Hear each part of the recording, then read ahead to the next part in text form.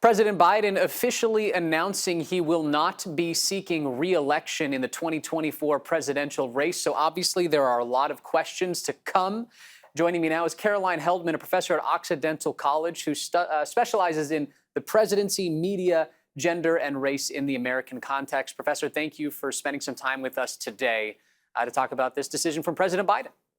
Good to see you again, Max. Big news day. Very big news day. So first, let's just dive right into the gravity of this moment. How would you describe what just happened? Well, it's historic. It's unprecedented. We obviously have had Johnson stepped out much earlier and of his own volition. Biden was ultimately pushed out by people who have supported him throughout his long and illustrious career. This man was a very young senator in 1972, one of the youngest in the Senate. He now leaves public life, or will leave public life at the end of his presidential term, as one of the oldest servants in public office. But at the end of the day, I mean, we just haven't seen this ever happen before. This is a black swan event in terms of polls and his performance in the debate and concerns about his cognitive functioning and the fact that he stepped aside. So we are in unprecedented times. He stepped aside. The decision was his, but was it really his decision at the end of the day? I'm guessing it was something that he was, kicking and screaming doing at the end, but the data don't lie. I'm assuming that's really what put it over the top. I mean, Biden essentially, I think, just put his country above his own preferences and political career. Looking at the letter that he penned here, and I have it up on my screen right here, he leaned into that exact point, saying, while it has been my intention to seek re-election, I believe it is in the best interest of my party and the country for me to stand down and to focus solely on fulfilling my duties as president for the remainder of my term. Knowing that, moving into the next phase of this, he has endorsed his vice president, Kamala Harris, to be that person. How will this process work? Well, it could go a number of different ways. So he has anointed someone, which we imagined he might do, and it's Kamala Harris. She needs to pick a vice presidential, someone to run with her. I'm guessing it's going to be Josh Shapiro or maybe Gavin Newsom. It's hard to say how they'll make that pick, but certainly probably broaden it demographically. I would assume it would be a white man, given that she is going to inevitably face misogynoirist bias, which is where you have, race and gender, and Black women face intersectional pressure because of two marginalized identities. She's already faced so much of this from the Republican Party, from her critics. They've talked about her sleeping her way to the top, which references a very old frame for Black women called the Jezebel trope. Again, highly racist and sexist. She also has been called a DEI candidate, as though she didn't earn her position. So this is a woman who is going to face vitriol that is both racist and sexist, and it would behoove her to pick someone on the ticket, a white man who's simply not going to have that bias. Also, the process moving forward would be that she would either be selected virtually before the Democratic National Convention that is happening August 19th, or she could be selected there. I think it would be highly unusual for it to go to a brokered convention, since Biden has thrown his support behind Harris. Did you think Biden would be throwing his support behind Harris prior to the convention actually happening? Because even though it doesn't solidify her as the person who is going to be at the top of the ticket, having the weight of the president behind you is significant. I'm guessing yes, Max. I'm guessing that Biden, because he is such a great politician, was likely negotiating. He knew he would step out a number of days ago, and he was negotiating how he would do this with key power brokers. I'm also assuming that he has a lot of big Democratic players like Clyburn and others lined up to support her. And it would have been very risky had the Democratic Party, had he not thrown support behind her and had the Democratic Party gone to a brokered convention. They may have disaffected women, and especially women of color. So this is, I think, probably a good strategic decision for the party. It also likely gets us a ticket on the Democratic side much sooner rather than later, rather than waiting for the convention. Now, with the convention happening in a couple of weeks, though, is there room for the potential for other people to put their names in the ring, for others to step forward and say, hold on a minute, I think I would be the better candidate to represent the Democratic Party because nobody officially has accepted a nomination because the delegates haven't pledged their support until after that convention. Yeah, great question, Max. That could certainly happen. I don't think it will happen because the Democratic Party is in such a messy position that it might be nice. I'm feeling the elites will likely tidy it up in time. But yes, that could certainly happen. There are a couple of things, milestones that we should be looking for in terms of somebody challenging Harris at this point. One would be in early August when the Democratic Party is scheduled to have a virtual convention. And this is about 4,000 delegates and then about 750 super delegates who would be making this decision. So that could happen in early August, or they could actually make it in person at the convention on August 19th. It would be a few days after that at the end of the convention. But it's certainly quite possible that someone could come up and challenge Harris. So, Professor, over the last couple of days, you and I have talked at length about the division within the Democratic Party and how this discussion since the debate, which was still about a month ago at this point, has not done the party any favors up until this point. Moving forward, now that they appear to have at least this decision from President Biden, and it looks as if Kamala Harris, Vice President Harris, will be the nominee at the top of the ticket. Is it enough time? 106 days to go. Is that enough time for the Democrats to stay in this and have a chance at, keeping the White House?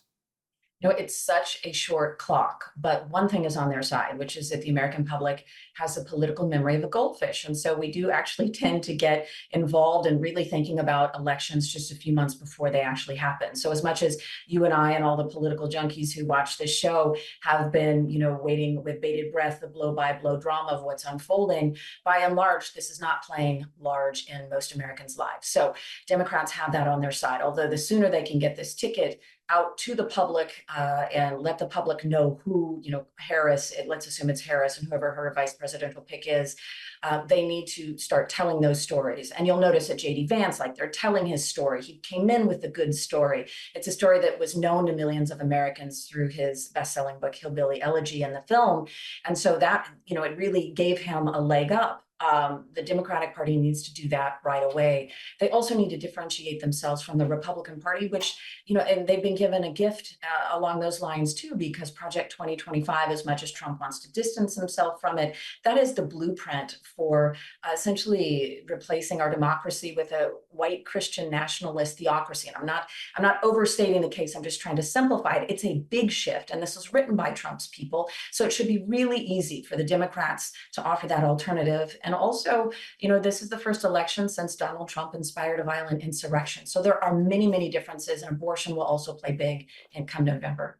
I know that President Biden was polling about 5 points behind former President Trump, according to the latest CBS News poll of likely voters. At this point, Vice President Harris hasn't been polling much better, if at all. Actually, I believe she was a couple points behind Biden, even against former President Trump as of the latest polling.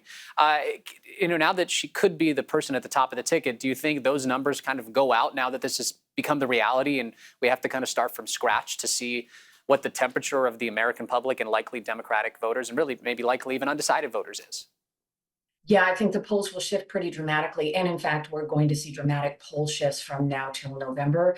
But now that we know who the likely pick is, and maybe we need to wait for the VP pick as well to really know what the package is. But those polls will shift pretty dramatically. And Harris is ahead of Biden, a lot of swing states, other candidates even higher than Harris, closer to Trump, or even surpassing Trump in key swing states. And of course, those will be the states that we're focused on, the 7 key swing states in this contest. So yeah, the polling in the next couple of weeks will likely go up and down and then settle a bit. And then as new information, whatever October surprise the parties plan to throw for one another will cause poll shifts. But whatever is happening right now, we actually don't have a good handle on how a Harris somebody VP ticket will do against Trump and Vance. And when it comes to the Trump and Vance ticket right now, I'm sure they've been preparing for all of the different hypothetical scenarios of if President Biden were not to be the candidate anymore, who they'd be going up against, how their plan will work out, how their campaign will shift and change. What do you think is going through their minds right now?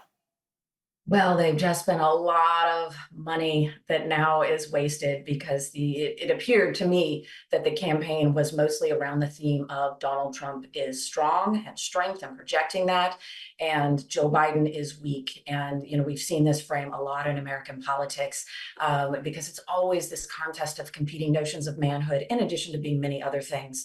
But manhood is constantly coming up, and so you see Donald Trump, talking about hand size and elections and push-up contests, and now golf handicaps.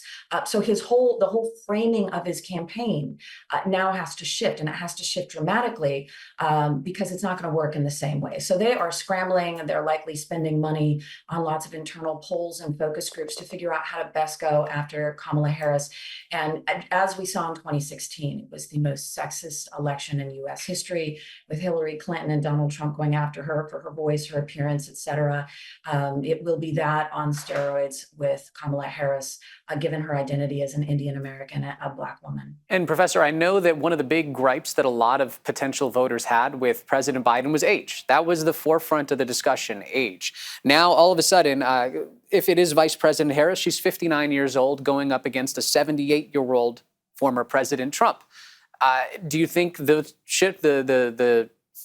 script will flip a little bit in terms of age still being a primary concern among voters now that former President Trump is the elder candidate? Such an interesting question, right? Will she weaponize his age against him? And I just want to be clear with Biden.